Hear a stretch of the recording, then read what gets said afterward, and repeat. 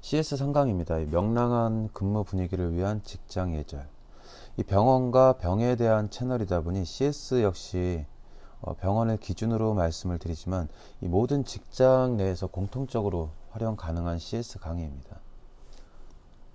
병원은 무엇보다 소중한 인간의 생명을 다루며 뚜렷한 사명감과 이 봉사정신을 기초로 전문 업무 구별이 명확한 팀워크로 운영되는 집단입니다.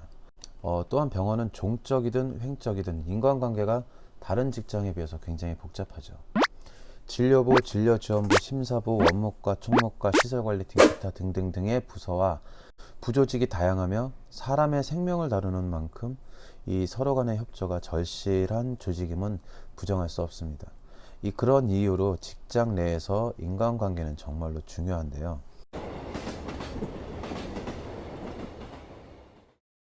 이 직장 내 인간관계의 독립성에 대한 이야기를 통해서 이 조직의 흐름도를 알아볼 수 있을 겁니다. 모든 사회조직은 대표, 이사, 부장, 차장, 과장, 실장, 사무원, 인턴, 선배, 후배 등등 이 종적 또는 횡적 관계로 이루어져 있습니다. 다시 말해서 이 종적인 연결뿐만 아니라 자기 동료와의 횡적인 연결로서 구성이 되어 있다는 말인데요. 어느 조직이든 공통적이지만 이 감독하는 입장과 감독을 받는 입장에 있는 사람은 반드시 있다는 것입니다. 그리고 이 모든 부서는 연령, 학력, 지식, 업적, 경험, 성격, 취미, 기호 등이 서로 다른 사람으로 구성되어 있습니다. 이런 관계 구성들을 직장 내 인간관계의 독립성이라고 합니다. 자, 그럼 가장 이상적인 직장은 어떤 곳일까요? 한번 알아보겠습니다. 사무공간이든 서비스 업종이든 이 모든 회사마다 그 공간에서 근무하는 사람들에게서 나오는 이 사내 분위기가 참 다릅니다. 어떤 곳은 분위기가 침체되고 또 어떤 곳은 조용히 각자의 일을 하고 있지만 밝은 공간의 분위기를 느끼는 곳이 있습니다. 결과적으로 그 조직에 종사하는 직원들의 자신감과 만족도 그리고 하고 있는 업무에 대한 자긍심이 얼마나 높은가의 문제일 것입니다.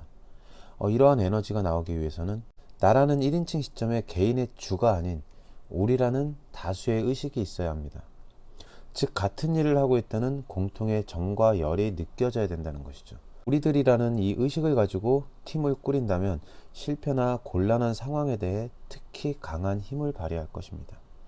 다수가 함께 근무하는 사회에서는 결코 나 혼자서 할 수 있는 것은 많지 않습니다.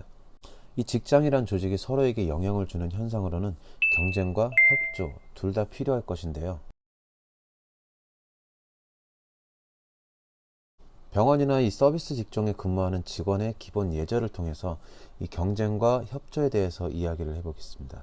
직장 내 규율은 철저히 지키고 이 복무 규정, 상사의 지시, 명령을 확실히 지키는 행동이 필요합니다. 출근은 적어도 업무 개시 10분 전까지 출근을 해서 업무 준비를 하는 습관이 필요합니다. 출근 시간에 딱 맞추어 오거나 5분, 10분 늦게 온다면 고객들로부터 그 사업장은 신뢰를 잃게 됩니다. 나의 신뢰는 상사에게 잃겠지만 그로 인해서 내가 속한 사업장은 불친절하고 체계가 없는 곳으로 인식되어 결국은 매출과 직결되기 때문입니다. 개인사로 인해서 기분이 우울하거나 전날 밤 과음 등으로 피곤하더라도 직장 내에서는 기운차고 명랑하고 상쾌한 기분으로 하루를 시작해야 합니다. 안녕하세요. 오늘 스타일 좋습니다. 머리 하셨나요? 동료들에게 인사와 함께 가벼운 칭찬을 한번 건네보세요. 그건 곧 나에게 칭찬하는 것과 같은 것입니다. 상쾌한 기분으로 하루를 시작을 했다면 근무 중의 태도는 어떻게 해야 할까요? 모든 동작은 항상 조용하게 합니다. 대화는 간결하게 낮은 목소리로 하고 웃거나 큰 소리를 내는 것은 하지 말아야 되죠. 상대가 대화 중일 때는 사과를 하고 그 다음에 용건을 말하는 것도 나의 격을 높이는 중요한 타이밍입니다.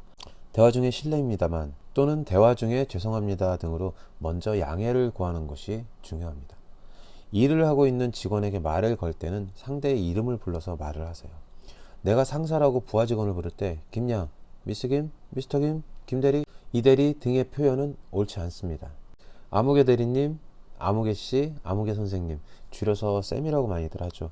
이렇게 이름을 불러서 말을 하는 것은 상대방을 존중하면서 듣는 상대와 나의 유대관계와 친밀도를 더 높여주게 됩니다. 근무 중 자세는 단정하고 의자는 앞으로 바짝 당겨서 앉으세요. 책상에 비스듬히 기대어 일을 하거나 이 턱을 괴고 일을 한다는 것은 마음이 해이하다는 뜻입니다. 외출할 때는 행선지, 용건, 소요시간, 전화번호 등을 옆자리 동료에게 알리거나 이 단톡방에 기재하거나 직속 상사의 허락을 득한 후에 외출을 합니다. 사내 통로에서 부득이한 경우 이외에는 뛰지 말고 조용히 걸으며 복도나 계단에서 상사나 손님을 만났을 때는 잠깐 머물러 서서 목례를 하고 좁은 곳에서는 옆으로 비켜서서 길을 양보하도록 합니다. 정말 급한 일로 상사를 앞질러 가야 할 때는 실례합니다 라는 인사를 꼭 잊지 말고 여러 사람이 옆으로 나란히 서서 통로를 막고 가는 일은 없어야 합니다. 이 상사나 손님과 나란히 걷게 될 때는 상대의 좌측에 서서 걷는 것이 좋은데요. 그렇지 못한 경우에는 삼보 뒤에서 걷는 것이 좋습니다. 하루의 일과를 끝내고 퇴근을 할 때도 예의와 매너는 필요합니다. 퇴근 시간 전에 미리 서두르지 마세요. 이 퇴근 시간 10분 전부터 가방을 만지고 컴퓨터를 끄는 등의 행동은 나 완전 칼퇴할 거야의 마음을 온몸으로 표현하는 것입니다. 자, 그런 행동은 결국 상사와 동료들의 눈에는 저 사람은 일하기 싫은 사람이구나 등의 이런 불성실한 사람으로 인식되어 결국에는 승진과 이 장기 근속에도 영향을 끼치게 됩니다. 실제로 이런 사람들의 경우 열의 9은 한 직장에서 1년 이상 근무하는 사람을 본 적이 없습니다. 자, 자신의 책상을 잘 정리정돈을 하고 문서가 있는 책상 서랍은 잠그고 상사나 동료들에게 다정한 인사를 교환합니다. 먼저 퇴근하겠습니다. 이렇게 먼저 퇴근하겠습니다의 인사와 함께 오늘 이 시간 마치겠습니다. 다음 시간에는 인사와 직장용어 사용법 그리고 시간이 된다면 이 전화 예절까지 CS 4강으로 돌아오겠습니다. 시청해 주셔서 감사합니다.